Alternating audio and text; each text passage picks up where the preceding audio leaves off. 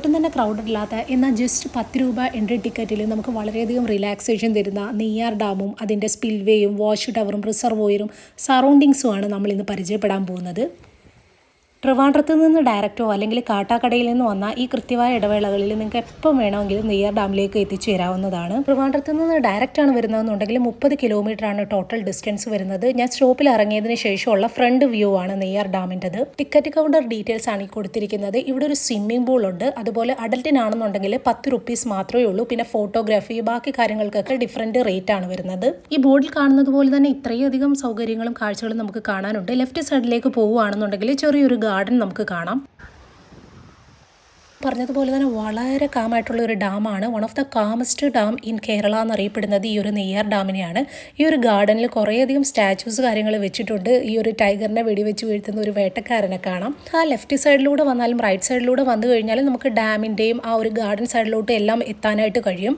പിന്നെ ഇവിടെ മെയിനായിട്ട് കുറേയധികം സ്റ്റെപ്പുകൾ മുകളിലേക്കും താഴോട്ടും എല്ലാം കയറി ഇറങ്ങി നടക്കാനായിട്ടുണ്ട്. ഒരുപാട് ഡയറക്ഷനിലേക്ക് നമുക്ക് ഒരുപാട് സ്ഥലങ്ങളിലേക്ക് പോകാനായിട്ട് വലിയൊരു ഏരിയ ആണ് വരുന്നത്. ഇതിവിടെ കൊടുത്തിരിക്കുന്ന ഒരു കേജാണ് കേട്ടോ. ഇതിനകത്ത് കുറേയധികം മുയലിനെയും പ്രാവിനെയും എല്ലാം താമസിപ്പിച്ചിട്ടുണ്ട്. ഇതിനെല്ലാം കൃത്യമായിട്ട് അവർ ഫുഡും കാര്യങ്ങളും കൊടുത്തിട്ടുണ്ട്. ഈ ഒരു ഡാമൊക്കെ വലിയൊരു ഏരിയ ആയതുകൊണ്ട് ഇതിനെയൊക്കെ നല്ല രീതിയിൽ നോക്കുന്നതെന്ന് നമ്മൾ വിചാരിക്കും. പക്ഷേ എല്ലാം കൃത്യമായിട്ടുള്ള ഫുഡും കാര്യങ്ങളും എല്ലാം ഇവർക്ക് കൊടുക്കുന്നുണ്ട്. ഇവിടുത്തെ മരങ്ങൾക്കും ഉണ്ട് കേട്ടോ കുറേയധികം പ്രത്യേകതകൾ. ഡാമിനോളം ഇയേഴ്സ് ഓൾഡ് ആയിട്ടുള്ള മരങ്ങളാണ് ഇവിടെ മുഴുവൻ നട്ടിരിക്കുന്നത്. 1950 കൺസ്ട്രക്ഷൻ തുടങ്ങിയിട്ട് 58 ഇത് എസ്റ്റാബ്ലിഷ് ചെയ്യുന്നത്. താഴെ കുറച്ച് സ്റ്റാച്യൂസ് കാണാം. നമുക്ക് ഇതിൽ കൂടെ വരുന്ന സമയത്ത് വളരെയധികം ഒരു തണൽ തരുന്നതിൻ്റെയും ഒരു കൂളായിട്ടുള്ള ഒരു അറ്റ്മോസ്ഫിയർ ക്രിയേറ്റ് ചെയ്യുന്നതിൻ്റെ ഒരു വലിയ പാർട്ടാണ് ഇതിനുള്ളത്. നിങ്ങളിവിടെ വരുവാണെന്നുണ്ടെങ്കിൽ മാക്സിമം രാവിലെ തന്നെ വരിക. 10 മണി തൊട്ട് വൈകിട്ട് 6 മണി വരെയാണ് ഇവിടുത്തെ ടൈമിങ്. പക്ഷേ ഇത് മേ ബി സീസൺ അനുസരിച്ച് വേരിയേഷൻ വരാം. ഓൾറെഡി കോട്ടൂർ ആനസങ്കേതത്തിൽ പോയി വീഡിയോ ചെയ്തിട്ടുണ്ടായിരുന്നു. അതിനുശേഷം ഇവിടെ വന്നുകൊണ്ടാണ് ഈ ഒരു ഉച്ച ടൈം ആയത്. ഉച്ച ടൈം ആവുകയാണെങ്കിൽ പോലും ഈ ഒരു വാട്ടറിൻ്റെ കൂളിംഗ് ഉണ്ടായത് കാരണം നമുക്ക് അത്ര ഫീൽ ആവില്ല. പക്ഷേ നല്ല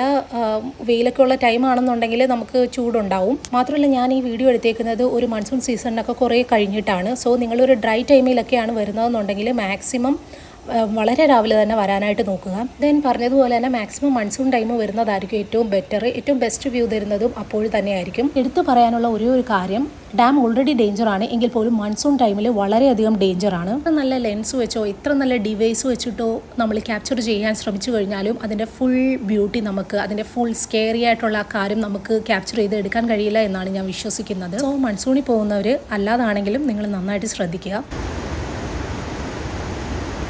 ഗാർഡൻ ഏരിയസ് ഒക്കെ ക്ലീൻ ആണ് എങ്കിൽ പോലും എഡ്ജസ് വരുമ്പോഴത്തേക്ക് ഭയങ്കര അധികം പോച്ചയും കാര്യങ്ങളൊക്കെ പിടിച്ച് കിടപ്പുണ്ട്. സോ ഇതിലേക്കൂടെ വരുന്ന സമയത്ത് കുറച്ച് ഡേഞ്ചറാണ്. വല്ല സ്നേഹോ കാര്യങ്ങളോ ഉണ്ടോ എന്നുള്ളത് നല്ല രീതിയിൽ ശ്രദ്ധിക്കണം. സോ നമുക്ക് എൻഡിലേക്ക് പോകുന്ന സൈഡിൽ ഒരു പ്രതിമയും കുറേയധികം നർത്തകിമാർ ഇങ്ങനെ നിൽക്കുന്ന കുറച്ച് പ്രതിമകൾ കാണാൻ കഴിയും. ഇതിൻ്റെ അതർ എൻഡിലായിട്ട് ഒരു സ്കൂൾ കാണാം. ഇവിടേക്കൊന്നും അധികം ആൾക്കാരൊന്നും വരുന്നില്ല. ഡാമിലായിട്ട് കുറേയധികം ആൾക്കാർ റെസ്റ്റ് ചെയ്യാനും വർക്കിനായിട്ടൊക്കെ വന്നിരിക്കുന്നത് കാണുന്നുണ്ടായിരുന്നു.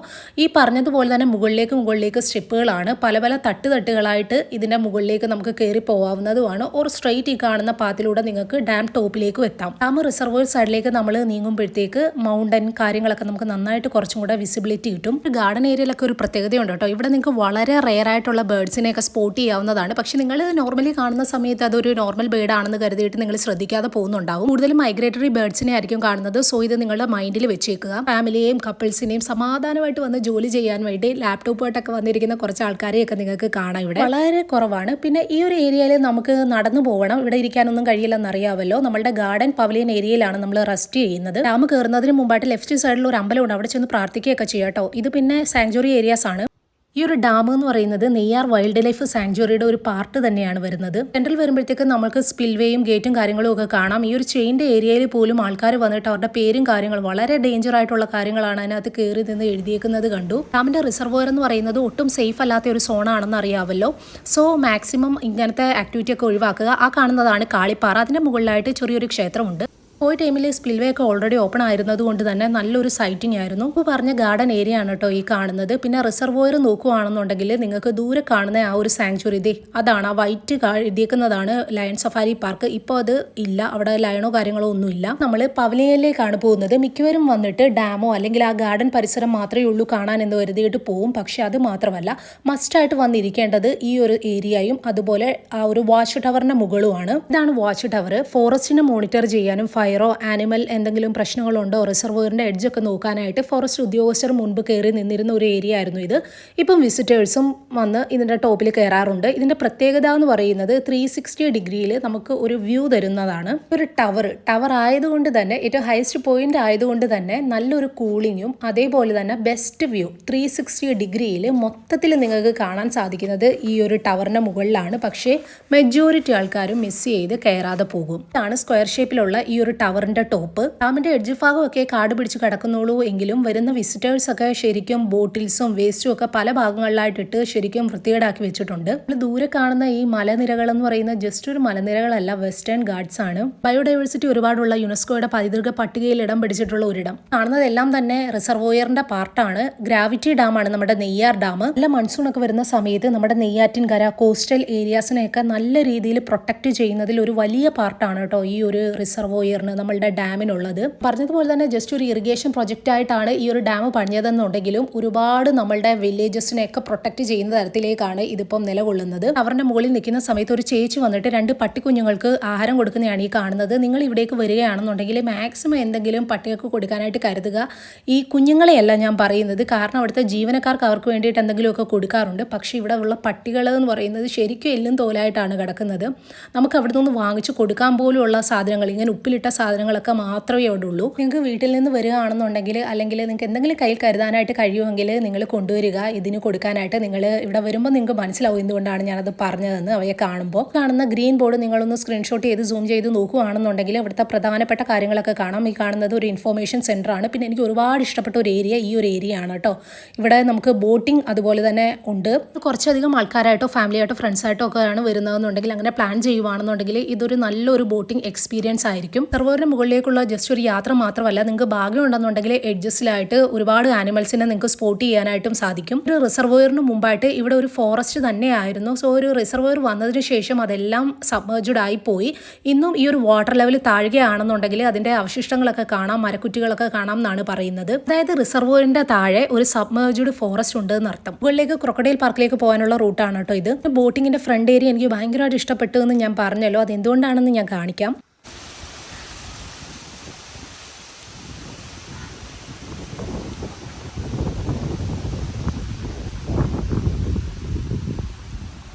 അവിടെ തന്നെ നമുക്ക് ഇരിക്കാനായിട്ട് ബെഞ്ചും കാര്യങ്ങളൊക്കെ സെറ്റപ്പ് ചെയ്തിട്ടുണ്ട്. ക്രൊക്കഡൈൽ പാർക്കിൽ ഞാൻ കയറിയിട്ടുണ്ടായിരുന്നില്ല. ഓൾറെഡി പോയിട്ടുള്ളവർ നെഗറ്റീവ് റിവ്യൂ ആയിരുന്നു പറഞ്ഞിട്ടുണ്ടായിരുന്നത്. ആകെ 2-3 ക്രൊക്കഡൈലേ ഉള്ളൂ. മാത്രമല്ല പ്രത്യേകം ടിക്കറ്റും എടുക്കണം. പക്ഷേ അതിനകത്തൊരു നക്ഷത്ര വനമുണ്ട്. നെക്സ്റ്റ് ടൈം വരുവാണെന്നുണ്ടെങ്കിൽ ബോട്ടിംഗ് നമുക്ക് താമസിക്കാൻ സ്ഥലമുണ്ട്. പിന്നെ ആ ഒരു ക്രൊക്കഡൈൽ പാർക്ക്, നക്ഷത്ര വനം എല്ലാം കാണണം എന്ന് വിചാരിക്കുന്നു. ഇതാണ് ഞാൻ പറഞ്ഞ ആ ഒരു ഡോഗ്. കാണിച്ച് കുഞ്ഞന്മാരെ തിരിച്ചു വന്നപ്പോഴത്തേക്ക് വയറ് ഫുള്ളായിട്ട് അവിടെ ഉറങ്ങാനായിട്ട് കിടക്കുകയാണ്. പിന്നെ അവിടെ നിന്ന് പവലിയൻ സൈഡിൽ നിന്ന് നമുക്ക് താഴോട്ട് വരുമ്പോഴത്തേക്ക് ചെറിയൊരു റൂട്ടുണ്ട്. ഈ വഴിയും നമുക്ക് താഴേക്ക് ഇറങ്ങാം. ആൾക്കാരും അറിയാതെ ആ വഴി ഇറങ്ങാറില്ല. പക്ഷെ ആ ഒരു റൂട്ട് നിങ്ങൾ ഇറങ്ങുകയാണെന്നുണ്ടെങ്കിൽ ഗാർഡന്റെ അതർ എൻഡിൽ കൂടെ വരാം, അല്ലെങ്കിൽ നമ്മൾ ഓൾറെഡി വന്ന ആ വഴി തന്നെ വരേണ്ടി വരും. പക്ഷെ ഈ ഒരു റൂട്ടൊക്കെ നല്ല രീതിയിൽ കാട് പിടിച്ച് കിടക്കുകയാണ്. നിങ്ങൾ വളരെ ശ്രദ്ധിച്ചു വേണം കയറി വരാനായിട്ട്. കണ്ടോ, ഈ ഒരു ബ്രിഡ്ജൊക്കെ നോക്കുകയാണെന്നുണ്ടെങ്കിൽ ചെടികളൊക്കെ നല്ല രീതിയിൽ പടർന്നു കയറിയിരിക്കുകയാണ്. മാത്രമല്ല ഈ ഒരു ബ്രിഡ്ജൊക്കെ എത്രത്തോളം സ്ട്രെങ്ത് ആണെന്നുള്ളത് ഡൗട്ടാണ്. നമ്മൾ കയറുന്ന സമയത്ത് അങ്ങനെ ഒരു ഡൗട്ട് നമുക്ക് നല്ല രീതിയിൽ തോന്നിക്കും. ഇതിന്റെ താഴെയൊക്കെ എന്ന് പറഞ്ഞു കഴിഞ്ഞാൽ വളരെ ഷാലോ ആയിട്ടുള്ള ഡെപ്ത് ആണ്. ഡേഞ്ചർ അല്ല, നമ്മൾ വീണാലും നമ്മൾ മുങ്ങത്തൊന്നുമില്ല, കാലിന്റെ താഴ്ഭാഗം മാത്രമേ വരത്തുള്ളൂ. പക്ഷേ റിസർവോയറിൽ നിന്ന് വരുന്ന വെള്ളത്തിന്റെ അങ്ങനെയല്ല.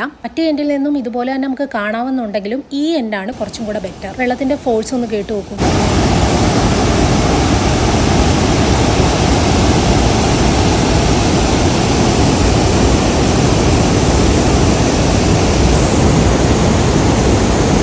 വെള്ളത്തിൻ്റെ ഫോഴ്സ് നിങ്ങൾ അറിയാത്തത് വോയിസ് നല്ല രീതിയിൽ ഡൗൺ ചെയ്ത് വെച്ചേക്കുന്നത് കൊണ്ടാണ്. ഇവിടെ നിൽക്കുന്നത് പോലും വളരെ ഡേഞ്ചറാണ്.